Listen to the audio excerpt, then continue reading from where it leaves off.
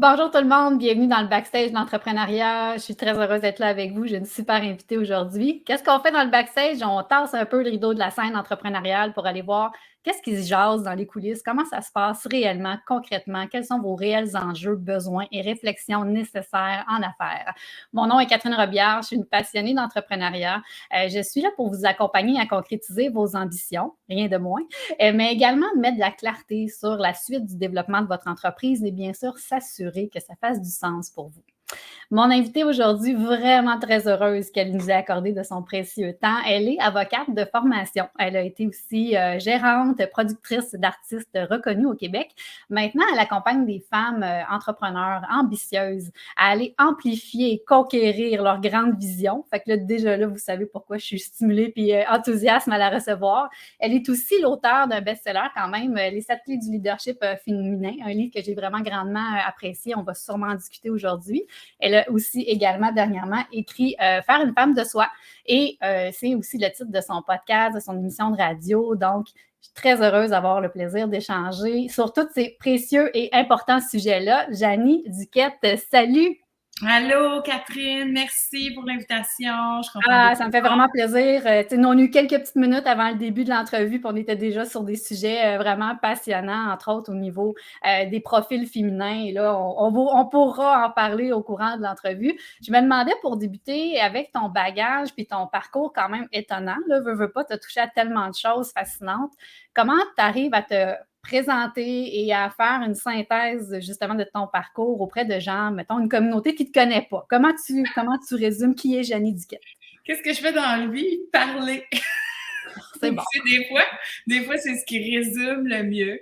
Je dois t'avouer que ça dépend à qui je parle. C'est sûr que on me demandait, j'ai fait des conférences dans les écoles. J'ai commencé à faire ça, là, et ça fait 10 ans que je rêvais de faire ça, des conférences dans les écoles. Donc, ça a commencé depuis quelques semaines.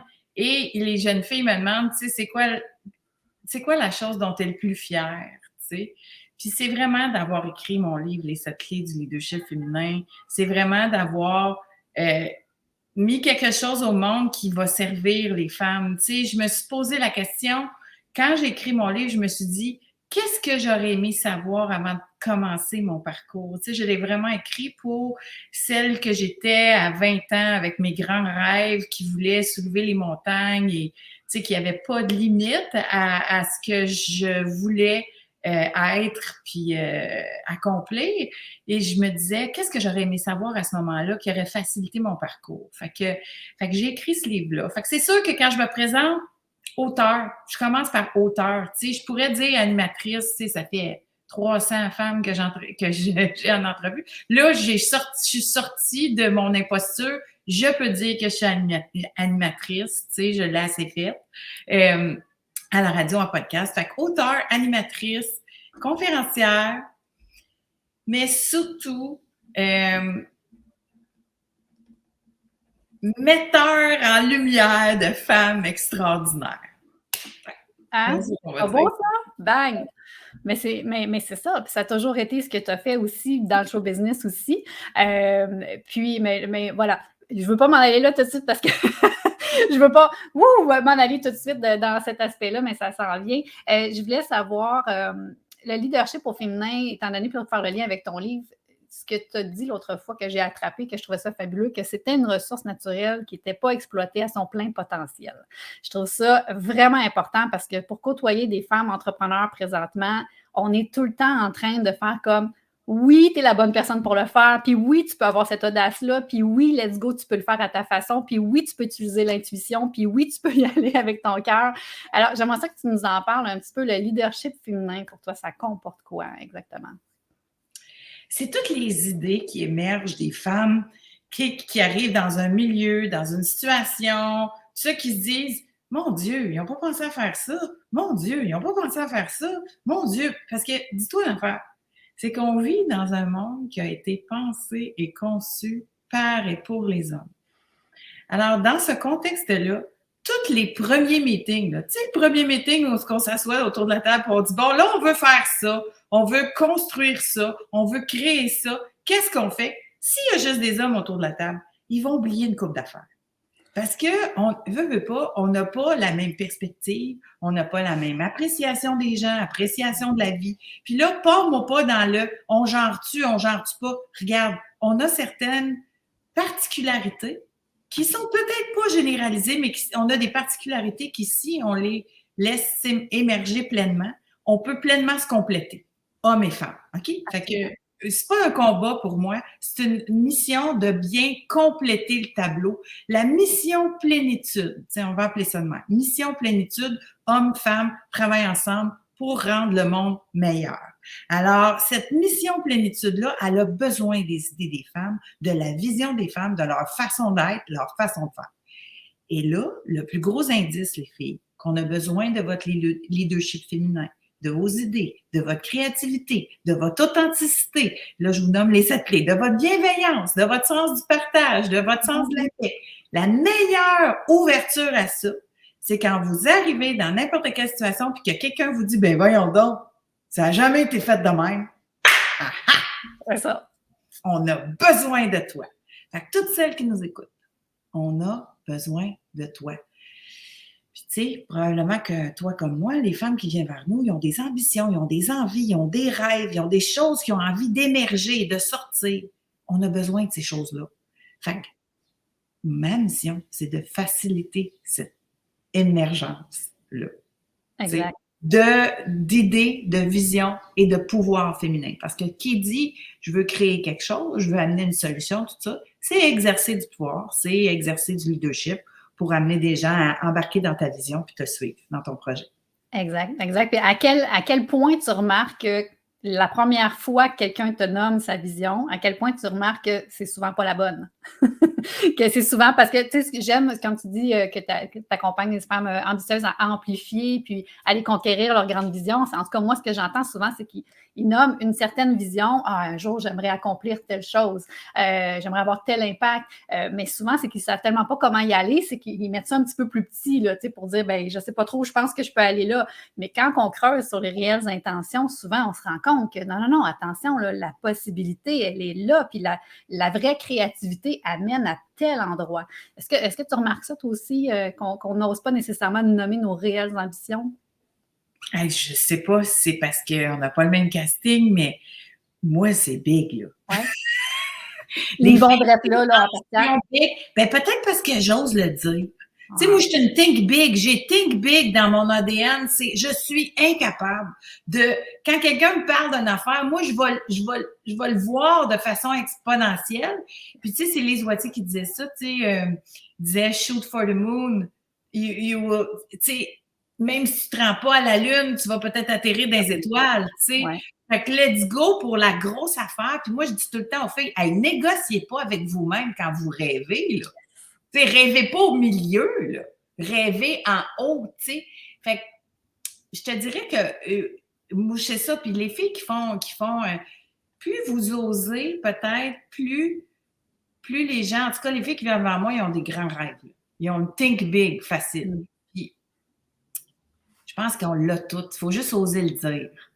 Ouais. Tu sais, je pense qu'on l'a tout, là. Fait que, par contre, ce que tu dis qui me rejoint, c'est que là, ils ont ces grands rêves-là souvent, puis ils sont certaines que ça n'arrivera pas. Parce que là, ils pensent que le coffre à outils qu'ils ont pour se rendre à ce rêve-là ne leur permettra pas de se rendre.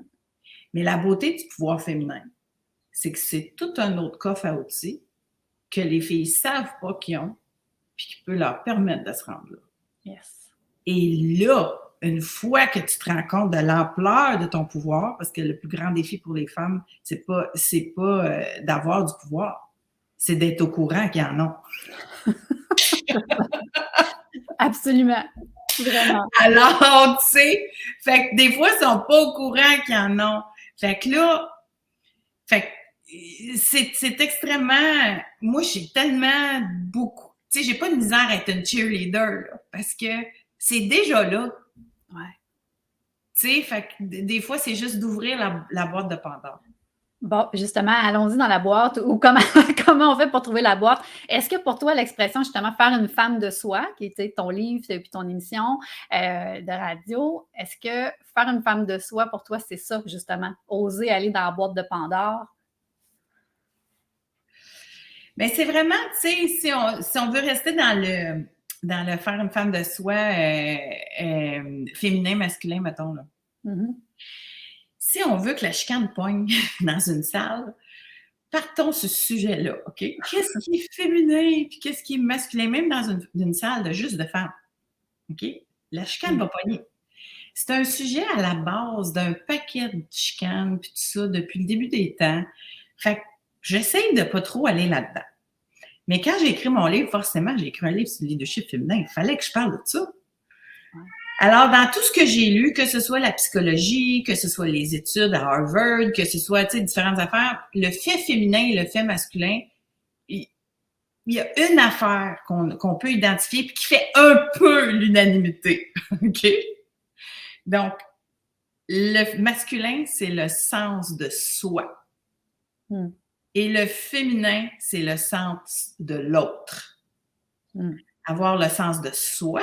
Donc, dans la pyramide de Maslow, que tu connais sûrement, j'espère que les filles qui nous écoutent, ça leur dit quelque chose, mais tu sais, nos besoins pour qu'on devienne épanoui, actualisé, etc., ça commence par les besoins vitaux, la survie, et tout ça. Pour ça, on avoir le sens de soi.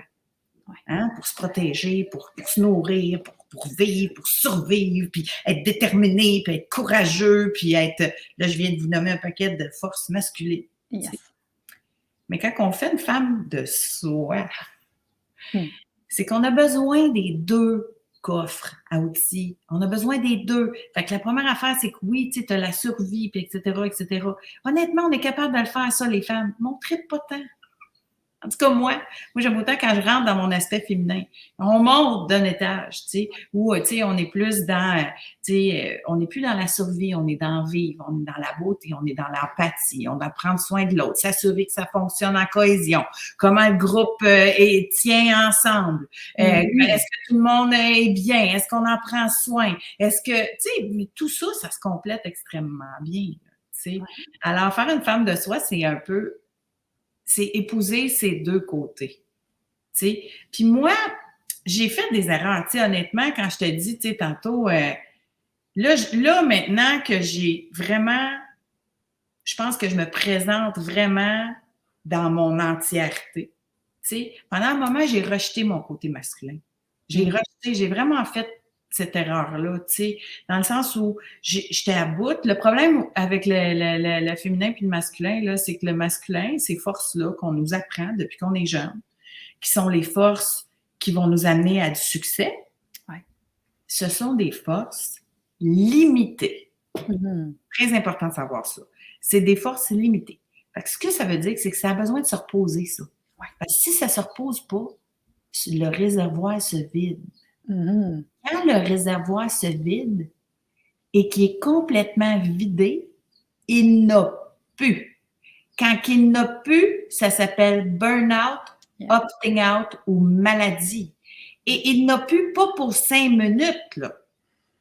Il n'a plus pour bien des mois. Tu sais, toi comme moi j'ai fait ce qui s'appelle un opting out. C'est ce qui m'est arrivé. Quand mon réservoir était vide, j'ai fait un opting out, genre, je veux plus rien savoir, j'aime pas ça, là, bon, je m'en vais. On a vécu des périodes comme ça. Et il y a des femmes qui ont fait des burn-out. L'idée, c'est d'être capable d'aller dans les deux coffres à outils. Mais là, moi, m'arrive mon opting out, OK? Puis là, je mets ça aux poubelles. Je mets mes forces masculines, aux poubelles. Je ne vais pas juste les mettre aux poubelles, il n'y en a plus. Je suis à bout, je suis vidée, je n'ai pas bien pensé ma stratégie. Hein? Comment j'allais utiliser mon réservoir énergétique. Je n'ai pas bien pensé ma stratégie, fait que je me suis complètement vidée. Et là, je me suis dit, je vais utiliser juste ma boîte à outils féminins, voir si ça marche. Puis ça marche aussi. Mais tu as quand même besoin des deux. L'erreur que j'ai faite, puis comme, tu sais, je te disais tantôt, pas le même casting. Non, pendant un bout, là, quand j'utilisais pas mon masculin aussi, là, justement, tu sais, j'étais moi, pas tout à fait dans ma posture, tout ça. J'attirais peut-être des gens qui me ressemblaient moins. Mais c'est parce que moi, je me présentais pas dans mon entièreté. Tu sais, fait que j'ai fait l'erreur de rejeter mon côté masculin en me disant, on n'a plus besoin de ça. va juste prendre la boîte féminine. Puis ça m'a donné des bons résultats, tu sais, dans le sens où j'ai continué de développer une nouvelle entreprise, une nouvelle image, une nouvelle affaire, puis ça m'a aidé. Mais honnêtement, c'est quand j'ai ressorti l'autre, puis qui était assez reposé. Ça m'a pris du temps. Il faut attendre, il faut être patiente. Tu sais, quand on est à bout, à un moment donné, pour que ça se régénère, ça prend le temps que ça prend. Puis ça, je le dis sans jugement, là. Tu sais, même de moi, de les autres, tu sais, les filles qui sont à bout, je vous comprends tellement. Fait que ça prend le temps que ça prend. Fait qu'on va, dans ce temps-là, c'est bon de savoir qu'on a un autre coffre à outils. On va fouiller là-dedans. Puis, il y a moyen de moyenner le temps qu'on refasse nos forces de l'autre côté. Tout est là, let's go, on part. Fait qu'est-ce que tu dirais que faire une femme de soi, en fait, c'est d'utiliser justement ces deux coffres à outils, de reconnaître le masculin et le féminin en soi, d'assumer les deux. Exact. Puis d'y aller selon son propre équilibre à soi. Parce que ça, c'est une question, là-dessus, chacun n'a pas le même pourcentage. Mettons qu'on va dire ça. Chacun n'a pas le même pourcentage. Oui, ben, je suis d'accord. Puis ça se promène aussi, hein? Ça évolue. Hein? Ça évolue avec le temps. De temps en temps, tu sais, on met l'un devant l'autre, etc. Puis, tu sais, l'idéal, ce serait tellement, tu sais, d'être... Moi, je pense moi, j'aurais aimé en affaires être à deux. Moi, j'envie les couples qui sont en affaires. Tu sais, moi, j'aurais aimé ça être un power couple. Tu sais, je m'imaginais là, à Hollywood avec mon chum producteur, faire des soupers, closer des deals de millions dans le temps, là, tu sais. Mais ça m'est pas arrivé, tu sais. Fait que chacun... on a des gens qui nous disent, qui nous parlent, là. Oui, absolument. Régina, bonjour à Régina qui nous a dit bonjour. Salut Nadine. Puis là, il y a quelqu'un qui nous a dit, ayant siégé sur des comités majoritairement masculins, je suis d'accord, le mindset féminin est différent en général. On se complète lorsqu'on fait preuve d'ouverture. Absolument. Excellent point, l'ouverture. Ouais. Il ne faut pas tuer l'ouverture en ce moment, les filles. Tu sais, les hommes, ils ont une ouverture, il ne faut pas la tuer, là. Il y a une façon d'aborder les affaires. Tu sais, on a besoin des gars, là.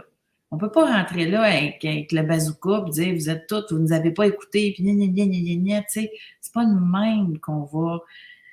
Pour ça, moi, j'ai de la misère avec le combat. Je suis pas dans le combat du tout. Alors, moi, je suis très consciente que des équipes et des grands projets, ça se construit en équipe. Oui, absolument. Dis-moi, quand on parle justement de ce volet-là, leadership féminin, faire une femme de soi, utiliser ces deux coffres à outils, est-ce que tu as des gens, des personnalités au Québec que tu trouves qui représentent ça, qui ont eu un certain cheminement, peut-être un peu même public par rapport à ça, puis que tu trouves qu'ils sont à un certain point représentatifs de ce que tu veux mettre de l'avant? Bien, il y a plusieurs histoires, c'est drôle parce que dans une de mes conférences, tu sais, je fais chacune de mes clés, les 7 clés, je présente un modèle de leadership féminin très, très typé par rapport à cette clé-là. Puis, le premier exemple que j'utilise, c'est Mariana Mazza. Mariana Mazza qui est un exemple de leadership féminin authentique. Totalement authentique. Et l'authentique, c'est celle qui s'assume, qui se connaît et qui est capable de mettre ses limites. Et l'authentique, c'est la déesse reine aussi. Donc, là, tu as les pouvoirs mystiques derrière ça. J'ai développé ça, une nouvelle affaire, les pouvoirs mystiques. Alors, les pouvoirs mystiques derrière ça, c'est la déesse reine. Puis la reine, c'est celle qui règne, celle qui prend soin. Mais pour régner sur plein de monde, pour avoir un leadership puissant de reine, il faut que tu saches prendre soin de toi. Absolument. Puis l'authentique, elle assume son côté masculin parce qu'elle est des grands groupes. Donc, c'est la plus masculine de la gang. Puis c'est drôle parce que Mariana, je ne sais pas si tu sais ça, mais Mariana Mazza, elle a dit dans une entrevue qu'elle a fait des tests et elle a découvert qu'elle a comme un taux de testostérone 10 fois plus élevé que la moyenne des femmes. Elle a ça. Puis elle l'assume. Ça a été bouleversant pour elle quand elle a réalisé ça. Tu sais, donc, elle a un côté frondeur, boys, qui a aidé beaucoup de femmes. Parce qu'écoute, elle parle de choses, elle ouvre la porte, elle a discuté sur plein d'affaires, elle les assume. C'est là, son authenticité est pure. Et quand je la vois aller, je me dis, tu sais, ça, c'est un leadership. Le leadership authentique, c'est un leadership difficile. C'est-à-dire que ça vient avec beaucoup de critiques. Parce que qui dit authentique, dit... Les vraies affaires. Va déranger du monde. Pas de gants blancs. Exact. Va déranger du monde, donc va venir avec de la critique. Mais quand tu sais que c'est ça, puis que ça vient avec ça, j'aurais aimé ça, il parlait à Mariana. Ben, ça viendra. Elle aurait sauvé des heures et des heures de temps. Parce qu'au début, là, elle racontait qu'elle répondait à chacun de ses détracteurs, ses réseaux sociaux. T'imagines le temps et l'énergie que tu passes là-dedans? Wow. Mais au début, tu te prends personnel. Tu penses que c'est toi qui suscites ça. Non, le leadership authentique, puis une femme qui a le sens de soi, puis qui a son masculin qui dépasse, va susciter la critique. C'est incontournable. Ça va venir avec. Fait que tu peux te sauver des heures et des heures de temps à essayer de te débattre de quelque chose qui, quand ça t'arrive, là, quand tu es une leader authentique puis que les critiques arrivent, tu fais bien ta job. Oui, c'est ça. Tu sais, l'importance de bien se connaître, justement d'aller chercher des philosophies puis des concepts comme toi tu présentes pour être capable justement de bien se reconnaître puis de savoir exactement quelles sont nos forces puis comment ne pas se laisser affecter par, oui, effectivement, la réaction des autres. Tu parles de Mariana Mazza, tu sais, le domaine artistique, le showbiz, ça a toujours été un peu ton univers. Je me demandais, étant donné que maintenant, tu es plus dans l'entrepreneuriat, dans les femmes de carrière, c'est quoi la place du showbiz pour toi présentement? Comment tu jauges ou quelle place a encore pour toi le show business? Hey, c'est drôle que tu me poses cette question-là parce que je suis dans un moment, là, j'ai jamais eu tant d'appels du monde du showbiz. Puis, je suis ravie parce que là, tu sais, j'accompagne une entrepreneur dans le showbiz. Fait que, tu sais, forcément, j'ai des pieds là-dedans. Je capote sur ce qu'elle fait. Elle s'appelle Laura Gagné. Si vous la connaissez pas, elle a conçu un programme qui s'appelle Vivre de ta musique. Et c'est vraiment une solution pour les artistes qui désirent monétiser leur art. Il y a des solutions technologiques maintenant. Tu reviens dans tes anciennes amours par la bande, là? Par la bande, tu sais, mais au deuxième étage. Donc, c'est parfait parce que je fais pas de terrain. Tu sais, je veux vraiment... Puis ça, c'est une autre affaire, tu sais, que je veux te dire. C'est que moi, j'ai jamais eu de problème à être dans l'ombre. Les gens qui me connaissent, là, tu sais, de proches le savent, ça. Mais ceux qui me connaissent de loin, qui me voient sur les réseaux sociaux, tu sais, ah, Janie, elle prend de la place, puis elle aime ça prendre la place, puis tout ça, puis elle écrit des livres, puis elle jase, puis, tu sais, parler, tu sais, elle jase, tout ça. Oui, tu sais, c'est drôle parce que pour plusieurs personnes, être un artiste, c'est le plan A, puis la job, c'est le plan B. Moi, c'était l'inverse. Moi, être gérante, productrice, c'était mon plan A. Je tripais dans l'ombre. J'aime voir les gens se réaliser, les aider à réaliser leurs rêves, à briller, à prendre leur place. Je capote là-dessus. Je me réalise là-dedans. J'ai pas besoin d'être en avant. Par contre, j'ai vécu tellement de déceptions. C'est-à-dire que, tu sais, de construire des ponts d'or pour des artistes qui auraient pu avoir des carrières extraordinaires, puis qu'une fois rendu au pont d'or, ça ne tente pas. Bon, on s'entend, c'est pas la généralité, là, ça n'a pas été ça pour la généralité, tout ça, mais les fois où ça m'est arrivé, ça nous a tellement, pas juste moi, tu sais, tous ceux avec qui on a construit ça, on a tellement eu une peine. Puis, tu sais, je veux dire, c'est sans compter les millions investis et perdus, tu sais, dans des entreprises comme ça qui étaient basées sur quelqu'un d'autre. Ce que j'aimais pas, c'est que toute ma business soit basée sur quelqu'un d'autre.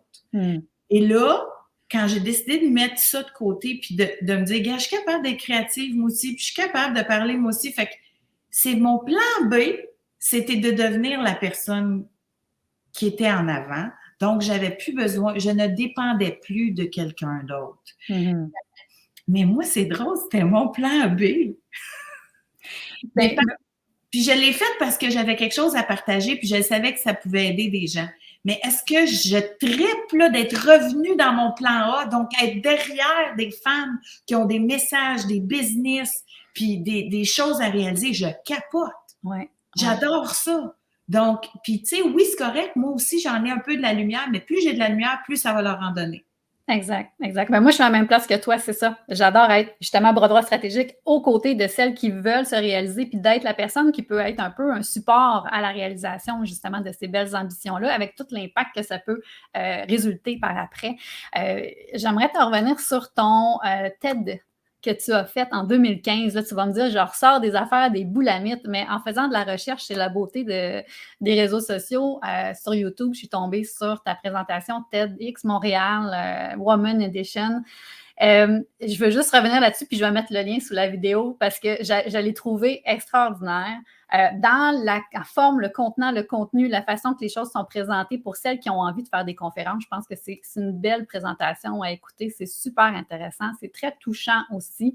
Tu nous racontes l'histoire aussi de ta grand-mère, l'impact que ça a eu dans ton parcours, mais le message aussi que tu as au niveau justement, tu sais, déjà, on le sentait toute, la vibe féministe ou la vibe de « Hey, prenons notre place, connaissons-nous, connaissons nos forces », c'était déjà là.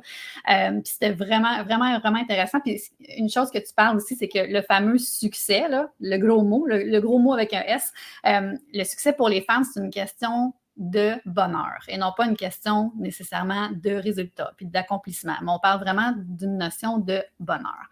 Fait que je suis tout à fait d'accord avec toi, puis c'est une des raisons pourquoi en entrepreneuriat, il y a la différence entre les femmes que j'accompagne et les hommes que j'accompagne, ça se trouve beaucoup à ce niveau-là. Les hommes vont chercher à être accompagnés dans l'atteinte d'objectifs, alors que les femmes vont être vraiment dans une quête plus de bonheur, nécessitant exactement, je faisais ça là, nécessitant beaucoup plus que, oui, il y a des atteintes d'objectifs là-dedans, mais beaucoup plus large et dans la vie personnelle, la vie privée, etc. Fait que j'étais curieuse pour toi un peu, ta propre définition de ton bonheur à toi, dans ta quête même de bonheur à toi, qu'est-ce qui est là? Qu'est-ce qui va faire en sorte que tu vas toucher à ce bonheur-là ou que tu vas réussir à l'amplifier? Qu'est-ce qui se trouve là-dedans à l'extérieur de, autre les accomplissements que tu veux atteindre? Là? Mais pour moi, le bonheur, c'est des moments. C'est des moments, puis c'est pas un état constant. Tu sais, je suis réaliste par rapport à ça. Tu sais, je vois tellement de monde. Puis, tu sais, honnêtement, la vie, c'est une montagne russe. Tu sais, si on n'a pas de bas, on n'aura pas de haut. Alors, tu sais, c'est d'être capable de la maîtrise. Tu sais, je cherche moins le bonheur. Tu sais, comme, c'est pas un état là tout le temps. Tu sais, c'est d'être capable de les reconnaître quand ça passe, puis d'être capable de le vivre quand ça passe, puis d'être capable de faire wow quand ça arrive. Tu sais, puis quand ça descend, pas le bonheur, c'est pas le bonheur quand ça descend, on vit pas des moments de bonheur, mais quand tu sais que tu es outillé, puis que tu vas passer au travers, c'est ça la maîtrise, c'est comme, OK, là, je suis dans un bas, j'ai le coffre à outils, je le sais quoi faire avec ça, on se laisse moins décourager. Est-ce qu'on en a des périodes de découragement? Est-ce que ça m'arrive d'être couché dans mon lit en boule puis écouter Lara Fabian? Oui! Ça m'arrive! Ouais. Tu sais, on en a des bas, puis, tu sais, moi, je suis une genre de fille qui goûte la vie, là, tu sais, fait que c'est sûr que, tu sais, des fois, c'est hot, puis des fois, c'est poche, oui, ben vas-y. Mais je pense que la confiance qui vient avec l'expérience de vie, mais aussi le fait d'être outillé, ça nous permet d'être dans un état de... Tu sais, moi, on s'entend, là, je suis bien mieux à mon âge que je l'étais à 30 ans, là. Mais j'avais du fun à 30 ans. Maudit que j'ai eu du fun. Donc, j'ai vécu des affaires extraordinaires. Mais je te dirais que, tu sais, les highs étaient plus high, puis les bas étaient plus hauts. Je suis découragée. Avec le temps, tu sais, tu t'en attends, puis quand ça va moyen, tu sais que ça va revenir. Fait que je te dirais que la sagesse, c'est le fun, là. La sagesse, c'est quand même le fun, là. Ben, c'est ce qu'on entend. Mais dis-moi, un prochain haut de montagne russe, ça serait quoi pour toi? Et je me suis posé la question dernièrement, tu sais, puis en fait, on m'a posé la question, c'est quoi tes rêves, tu sais? Et moi, là, il m'arrive de quoi de weird. Peut-être que tu vas pouvoir m'expliquer ça, ou que les filles qui vont pouvoir nous expliquer ça. Il m'arrive quelque chose de weird. Mais pas weird, mais étrange. Puis l'autre affaire, bon, moi, en ce moment, là, ce que j'ai préparé, je l'ai donné la semaine passée, mais je prépare une espèce de kit de pouvoir féminin là, pour celles. Et là, j'ai étudié les trois couches de pouvoir féminin, OK? Puis je les ai non seulement étudiées, pratiquées, partagées. Là. J'ai préparé ça, là, ce coffre à outils-là pour les femmes. Fait que tu as les pouvoirs conscients, puis tu as les pouvoirs inconscients, tu as les pouvoirs mystiques. On a parlé un peu des pouvoirs mystiques quand je t'ai parlé de la reine tout à l'heure. Mais les pouvoirs inconscients des femmes sont les pouvoirs que nous... tu sais, on peut aller les chercher dans l'archétype qui nous habite. OK? On a tout un archétype qui nous habite. C'est une psychiatre qui a après 35 ans de femmes dans son bureau, découragée, en haut, en bas, tout ça, elle a découvert que les femmes avaient des archétypes. C'est-à-dire qu'on a chacun un X. L'archétype nous aide à trouver notre X, puis qu'est-ce qui va nous rendre heureux, puis qu'est-ce qui va nous rendre épanouis. Tu vas voir, c'est long, là, mais tu vas répondre à ta question. Ah ben, c'est super intéressant. Puis ce que je veux dire aux filles, c'est qu'on a à peu près, mettons il y en a des milliers, mais elle a résumé ça à peu près à 7 archétypes. Puis, les différents archétypes n'ont pas la même sorte de X qui va les amener à leur épanouissement. Fait que moi, quand j'étais jeune, j'étais très habitée par un archétype qui s'appelle Athéna, qui était, tu sais, qui veut monter en haut. Et, tu sais, pour elle, le bonheur, là, c'était avoir la job de ses rêves, pouvoir avoir de l'impact stratégique dans des organisations, pouvoir décider, créer des projets, tu sais. C'était ça, mes hauts de montagne russe, pour moi, c'était ça. Fait que là, tu sais, je suis nommée PDG de chez DKD, je capote. Après ça, j'achète l'entreprise, je capote. Mes chanteurs gagnent des prix, puis sont les chanteurs les plus reconnus au Québec, je capote. Ça, c'est des hauts, tu sais. Mais c'est toujours relié à mon travail. Puis, je me souviens, c'est un chanteur avec lequel je travaillais, tu sais, une fois, il était venu chez nous. Rentre chez nous. Il dit, coudonc, Chris, achète-toi des affaires, esti. Tu travailles tout le temps. Il dit, c'est quoi ça, ici? Moi, je n'étais pas matérialiste. Zéro. Tu sais, je l'ai dit, tu sais, je commence à peine à en parler, mais tu sais, j'ai vécu une période d'itinérance dans mon adolescence. Moi, j'ai pas eu de maison. J'ai vécu là, j'ai bamboché, tu sais. Fait que moi, maison, matérialiste, ça n'a jamais fait partie de mes aspirations. Tu sais, il y a des gens qui veulent des biens matériels, là. Moi, je n'avais pas. Tu sais, fait que je m'organisais, je n'avais pas. Je me souviens, je l'oublierai jamais, il m'avait dit, achète-toi des affaires, tu sais. Fait que là, j'avais commencé à un peu m'occuper de chez nous, tu sais, puis tout ça. Mais ça, c'est un autre archétype. C'est un archétype totalement différent. Puis elle s'appelle Estia. Puis ça m'a jamais habité ça, tu sais, moi, chez nous, organiser mes affaires, tu sais, être dans un environnement. Oui, tu sais, écoute, honnêtement, je m'organisais, mais est-ce que ça m'habitait, tu sais, que ce soit beau chez nous, que j'aie des belles affaires, qu'est-ce que ça? Ça m'habitait pas. Ben là, je te dirais qu'en ce moment, moi, mes objectifs sont liés par rapport à mon environnement. C'est plus matériel. J'avais pas ça comme envie avant, mais là, ça vient de me pogner. Fait que là, je suis plus dans des objectifs, des hauts pour moi, là, oui, tu sais, je travaille fort, puis, tu sais, pour arriver à... Hein, mais j'ai envie d'offrir à ma fille un bel environnement, j'ai envie de changer des affaires chez nous, etc., etc. Fait que, en ce moment, c'est ça. Ça sera d'autres choses. Puis, évidemment, le succès de mes clientes, ça passe par... C'est pas le haut de mes montagnes russes à moi, c'est beaucoup les montagnes russes de mes clientes. Voilà. Je veux les aider à atteindre leurs objectifs, puis c'est là que je vis des hauts de montagnes russes. Tu sais, comme, écoute, j'en ai une qui est à TV, là, qui là, aujourd'hui, est en train d'enregistrer à la télé, ça marche. C'était ça notre objectif. J'en ai une autre, elle a été appelée par le média qu'on voulait qu'il l'appelle. Ça a fonctionné. Fait que là. Bien, clairement, tu sais, on le voit dans tout ton corps et tout ce que tu émanes, que c'est ça. C'est ça, ça vient probablement toucher beaucoup à ton why. Est-ce que tu es capable est-ce que tu l'as fait, cet exercice-là, de nommer c'est quoi ton why? Tu sais, qu'est-ce qui fait vraiment profondément pourquoi tu fais ce que tu fais de la façon que tu le fais? Oui, parce que je veux être une bonne fille. C'est ça tu sais, j'aime ça, réaliser les rêves des gens, les aider à se réaliser. Tu sais, s'il y a une chose que je sais, là, profondément, là, c'est que dans chaque être humain, il y a quelque chose d'extraordinaire. Chaque être humain. Je vais le trouver. Amène-moi-les, on va s'asseoir, puis je vais le trouver. Moi, je suis un chercheur d'art, puis je vais le trouver. Ça, c'est ça ma passion. C'est la passion d'aller trouver l'extraordinaire en chaque personne.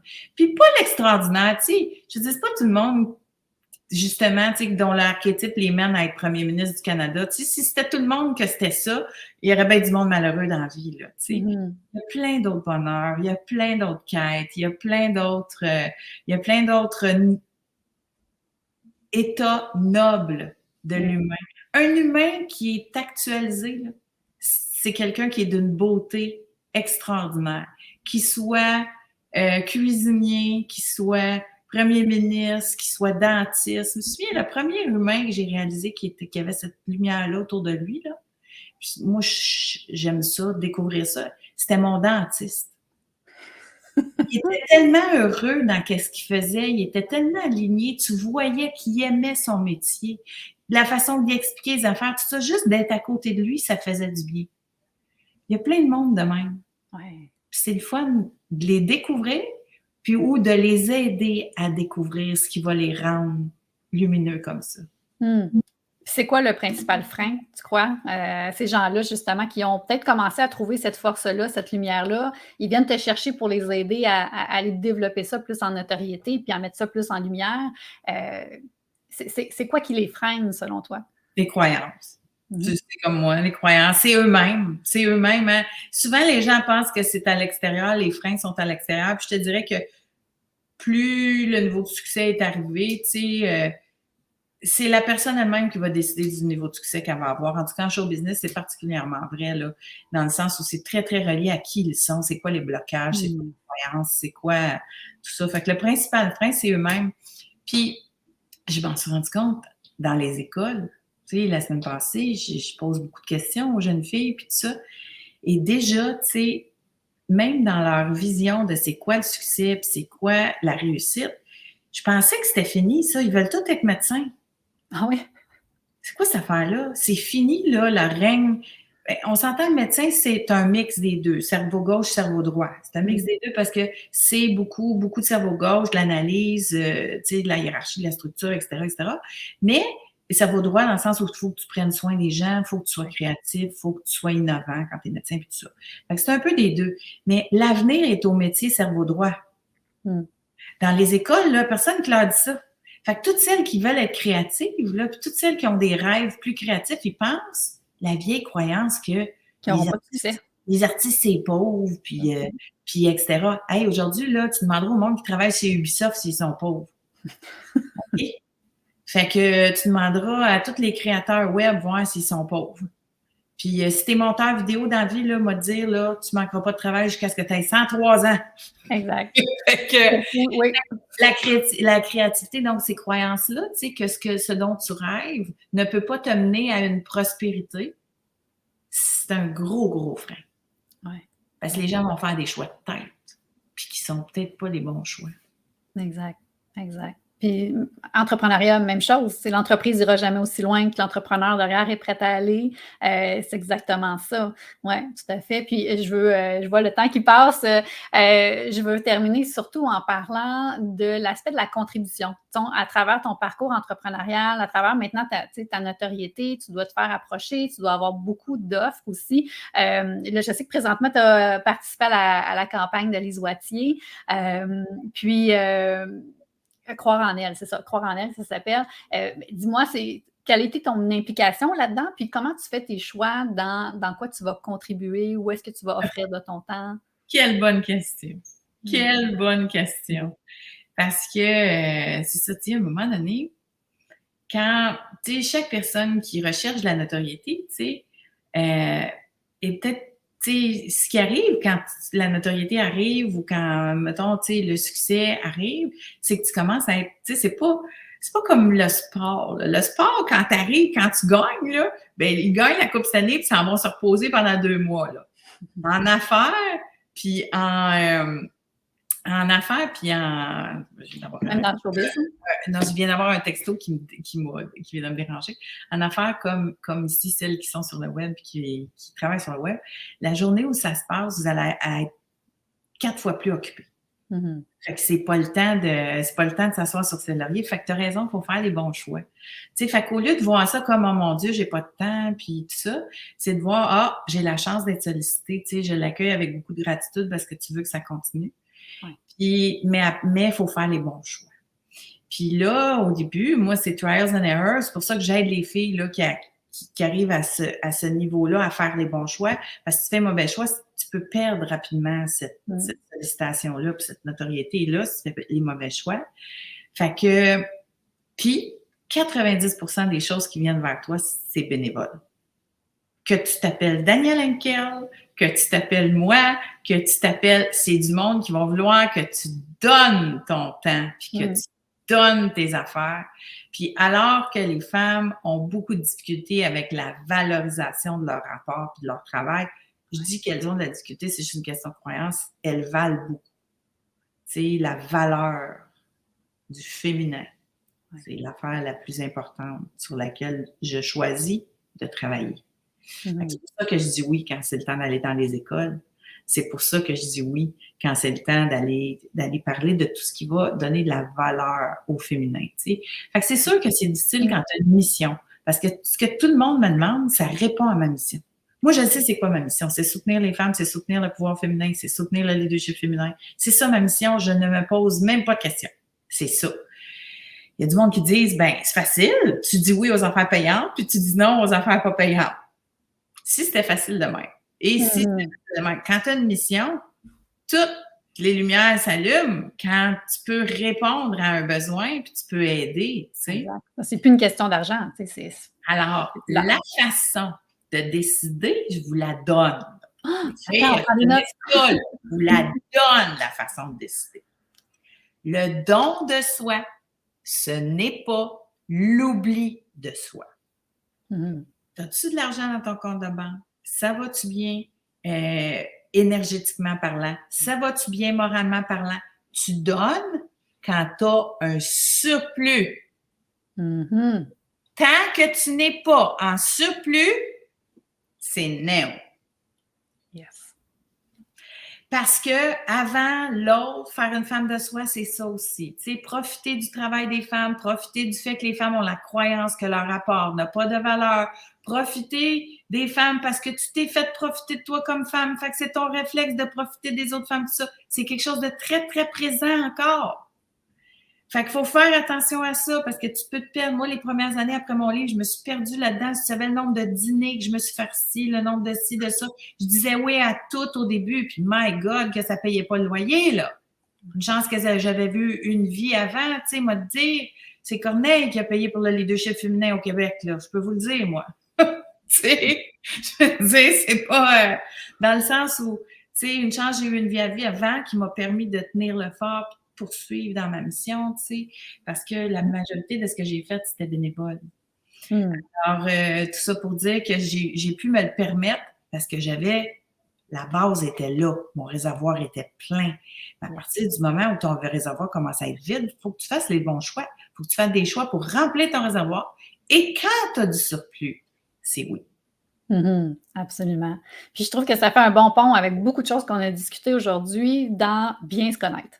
Hein? Connaître sa mission, connaître ses forces, connaître son réservoir, connaître son coffre à outils, puis de s'y référer, puis que c'est la chose la plus structurante. On va le dire comme ça. C'est la chose la plus structurante pour le reste du parcours de notre vie. Là. Dans le fond, de bien savoir, de bien se connaître et de clarifier à quoi on dit oui, à quoi on dit non, puis de s'entourer avec les bons outils. Merci infiniment, Janie. Est-ce que tu as une porte vers où tu dirigerais les femmes qui nous ont écoutées, qui auraient envie d'aller chercher justement un petit peu plus de toi, que ce soit pour ton livre, tes quiz, tes informations, ta chaîne YouTube? Vers où tu diriges les gens?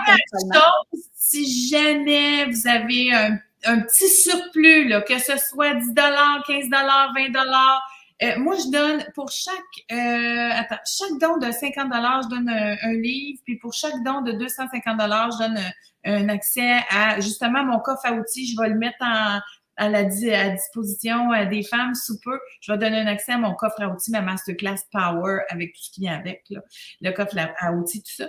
Fait que si vous avez le goût de faire un don à la campagne de Lise Wattier, qui se termine samedi, je peux te donner le lien.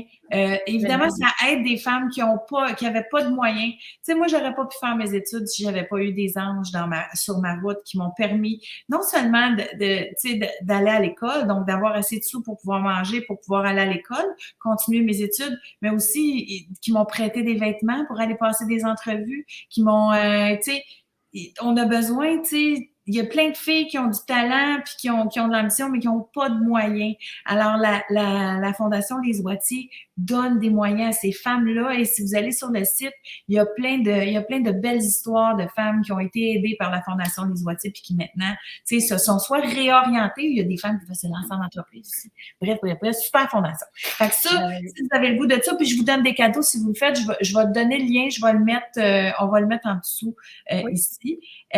Puis c'est ça, regardez, suivez-moi sur ma page Facebook. Je vais vous annoncer sous peu, mon coffre à outils va être mis à votre disposition, là, un starter's kit. Là. Je vais vous donner ça si ça vous tente de connaître votre pouvoir conscient, votre pouvoir inconscient, puis vos pouvoirs mystiques, les filles. Ah, c'est fascinant, vraiment, Janie. Je trouve que ton univers est nécessaire. Hein? C'est ce qu'on disait au début, hein, les femmes, on est nécessaire, on est importante. Même chose, évidemment, ce que tu nous apportes, c'est justement, c'est de mettre en lumière toutes nos forces, notre leadership féminin, à quel point, justement, tout est là, puis il faut le reconnaître puis le mettre de l'avant. Merci beaucoup.